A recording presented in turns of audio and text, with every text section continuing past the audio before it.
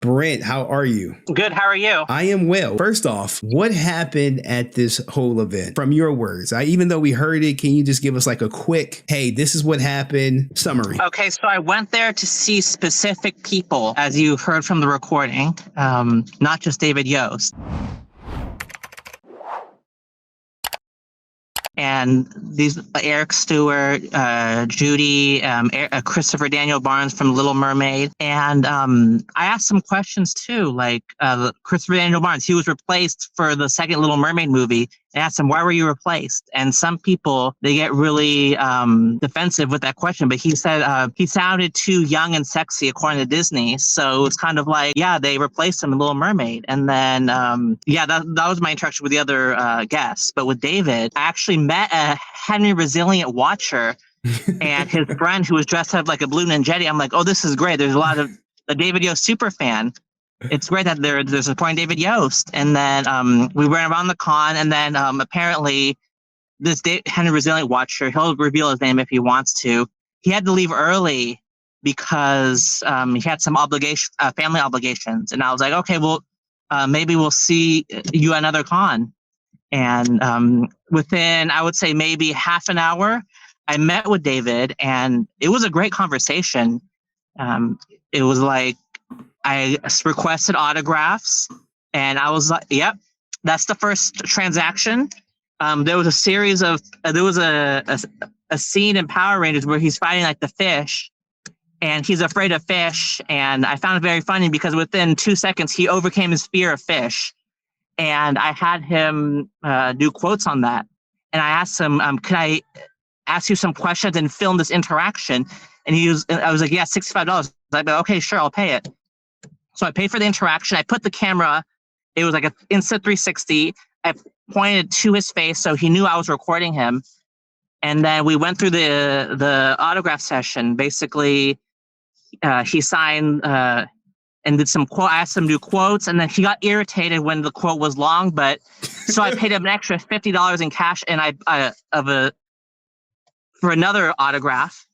And then what was the? And quotes, then I was like, can I ask you about a situation with Oz and St. John and Walter Jones? They talked about that situation where we walked up on social media. He was like, okay, sure. Hold on, Brent. What was the quote that you wanted him to say, if you don't mind me asking? Okay, it was, this is the I don't know, I'm afraid.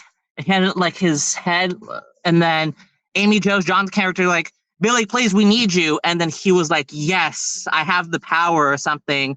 Zordon told me to conquer my fear and overcome it or something. And then he overcomes his fear in 2 seconds. And then he says, like, Blue Ranger's back. It was a long quote, and he obliged, even though he seemed irritated, which is okay. It's that's normal. But you compensated him for that. You compensated him for that quote. Yes, I did. I bought an extra $50 for an autograph, like another one. And then it was I didn't know he turned the camera.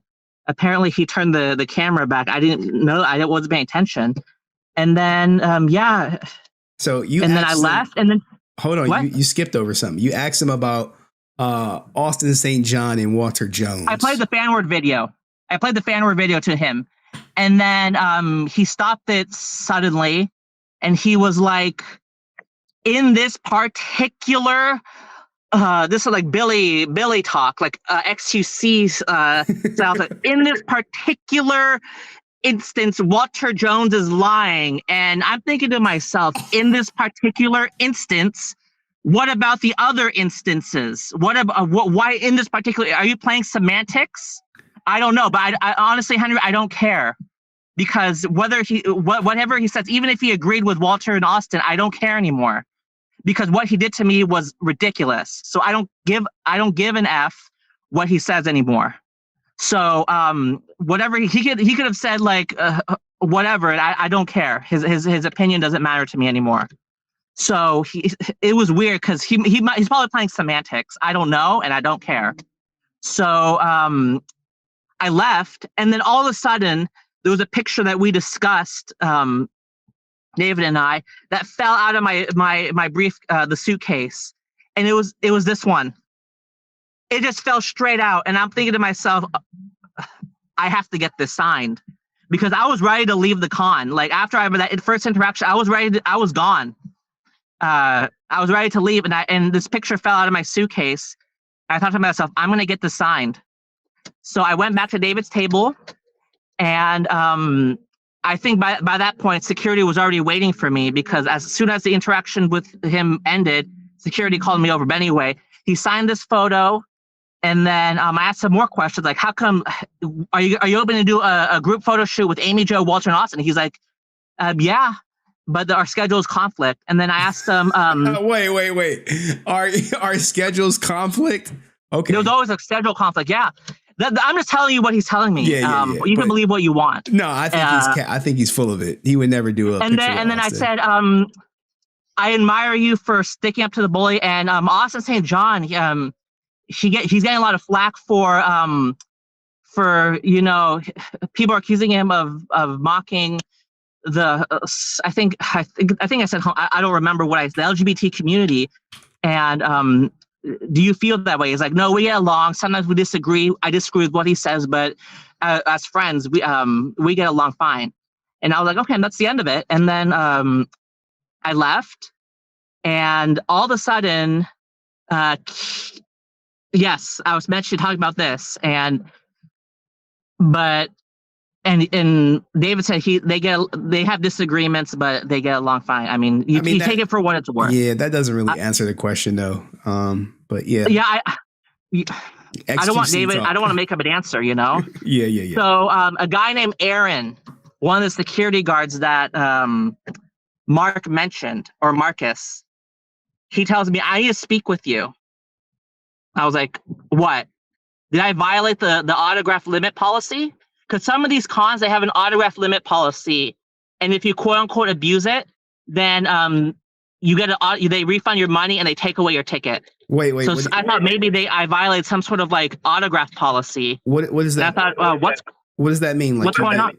5 signatures is the max, or 6 signatures is the max? Sometimes there's for some celebrities, they give a limit of how many autographs you can get, because to make room for other people. And I don't think that was it. So he said, I need to speak with you. And then while I was walking with him, I lost my phone, and I was like, where's my phone? And then he says, I need to see the guy was like, can I see your phone? And I'm like, I lost my phone. Can I look for my phone? And then I want to take my stuff. And Aaron was like, leave your stuff here. I'm like, I want to take his, no, leave your stuff here. And we could play the semantics game of whether he asked nicely or demanded, but I felt like regardless, nobody should have the right to ask me to put my stuff down, especially security. But anyway, I went to look for my phone, and Daniel, one of the security guards, was following me while I was looking for my phone. Like I saw him running behind me, and like he was Secret Service or something. And I was like, what the hell's going on here? And then I couldn't find my phone. And then Aaron was asking me how to delete the footage. And eventually he found a way to do it. And then Keith. Whoa. So Aaron went in and deleted your footage? He asked me, can I delete this? Do I have your permission to delete this video? And I was like, and then Daniel over on the side was like, this is this con, even though it's a public event, it's even though you got permission, this is a private event. I was like, that's a bunch of BS. Yeah, but that okay. Mean nothing. That doesn't mean they control nothing. But there's footage. And then, but apparently, according to the two owners, David Yost requested them to say all this nonsense, according to them. And then Aaron was like, David wants you to delete this video, and something about some laws and whatever. And then Keith was like, you got what you paid for. The minute 29 seconds that you got, that's what you paid for. And in my mind, I'm thinking it doesn't matter, because even if I made that recording for free, I feel like at least from a moral standpoint, you have no right to demand that I delete anything. And David Yost has no right to tell me or to give me permission to delete anything, or give me permission that, I'm allowed to keep autographs or whatever. That bunch of bull. And but anyway, and then I was surrounded by 4 security. It was a square formation, And it seemed to me, I knew it was intimidation. I knew it was a nervous situation. That's what I called it. I'm being nice. And I'm thinking to myself, Aaron kept on asking me, do I have your permission to delete this video? Do I have your permission to delete this video? And Aaron will, if he has the guts to let me ask him some questions. There was a pause for 30 seconds. I thought to myself, I know that you guys are acting as a goon squad for David Yost, and it's a bunch of bull. And but I thought, what if I said no? I thought to myself, what do I say? I have every right to say no. I'm willing to walk away. What are they going to do? Like, I'm surrounded by 4 security guards in a square formation. I wasn't being asked nicely. What if I say no? What is going to happen? Nothing. They're not going to beat you up. Nothing, right? Nothing. But the thing is, it's kind of like, is it going to escalate further? And I thought to myself, I have every right to walk away. But I thought to myself, I don't want to see that video because it's going to, any memories I have with David Yost is gone by the way he treated me. So I don't even want to see that video. And if people don't believe what David Yost said, I don't care, because how he treated me is absolutely ridiculous. What he said about the walk-off was a bunch of wishy-washy BS. But if people are going to say, trust me, bro, you know what? That's fine. And so I said, you know what? What you guys are I thought to myself, what you guys are doing is a bunch of nonsense, but I will delete the video and I want a refund. And so I asked Aaron to request a refund, and Aaron comes back to me and says, they don't offer videos. I'm like, you got to be kidding me. They don't offer videos. You need to go back there and check. They're lying. They're lying to you. Go back there and you'll see the sign $65 for a video. So Aaron goes back to see there's and he confirmed, yes, it was a video. But he told me, David Yost will not refund you because there are consequences for bad behavior. Does that sound familiar? Someone in your video says there are consequences for your actions. I heard this in your stream, and you know what?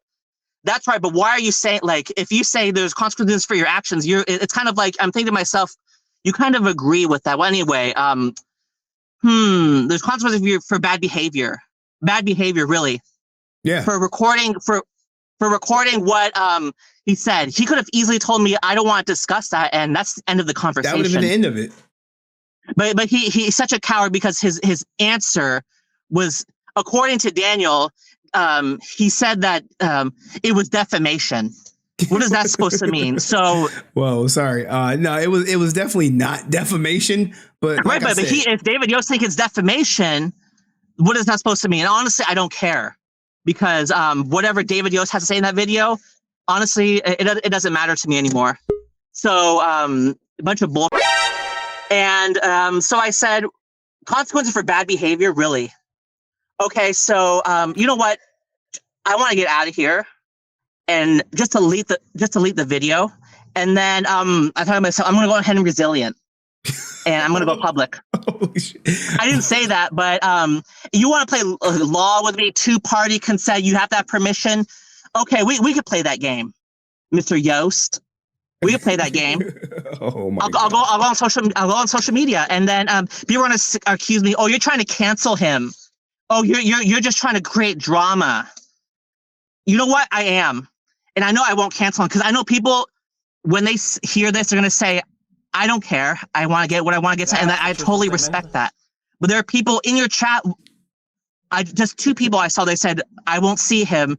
I checked him off my list of people I want to see. I won't see him because of what I saw in this video.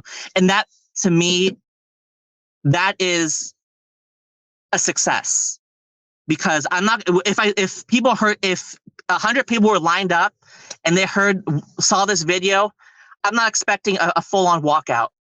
But I'm speaking to the passionate David Yost fans who are inspired by his message of standing up to the bully. Because David Yost, he claimed, I was called one too many times. All right, bro, I think that's a full-on direct quote. You can't be saying that word. And he stood up to the bully, and he walked off the show. And I think that if he was going to walk off, it was a little too late. But that's a story for another time. and he walked off and he stood up to the bully. So but who's the bully now? Who is the bully now? Do you consider It's yourself him. standing up to the bully now? Who is the bully? And I'm speaking, and people are going to say, you're looking for drama because you're looking for clicks, for your 15 minutes of fame. And if people think that, that's fine. But I'm speaking to the super fan who's inspired by his message of it being against the bully. Who's the bully now? Huh? Mr. Yost? Who's the bully now? And it's just crazy to me that this guy is admired for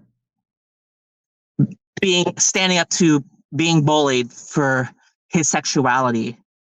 But to him, he feels okay to use security as a goon squad to force me to delete a product that I bought that I paid him, and he won't give me a refund.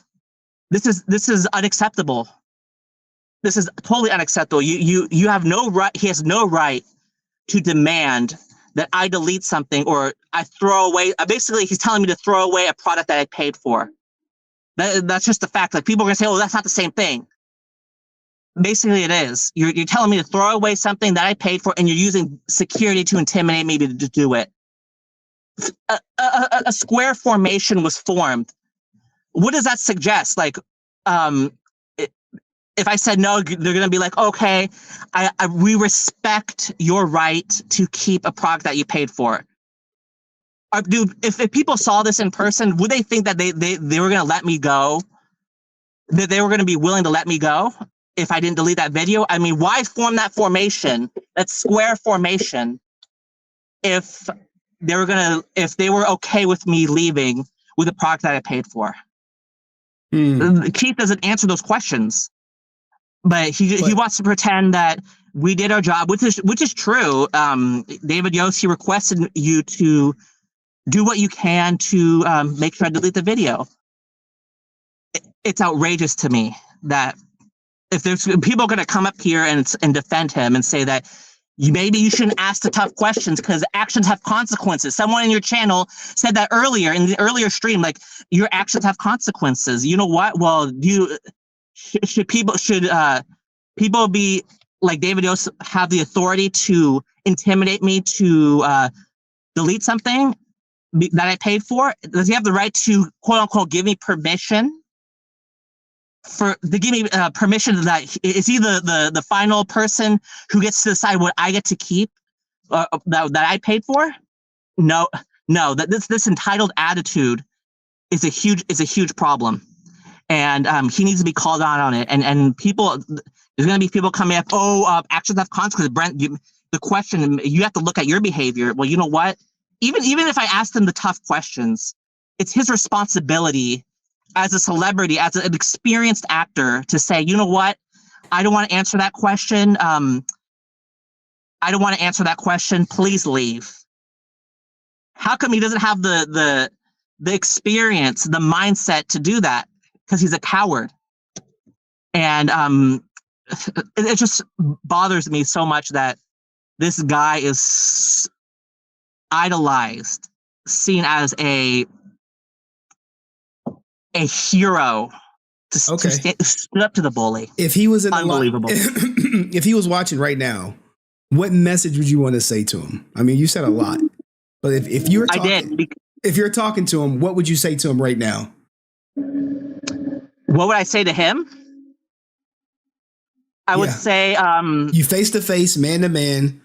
Sure. What would you say to him? After I came back, how come you didn't say anything to me in person, face to face? How come you didn't ask me to delete the video nicely as a courtesy?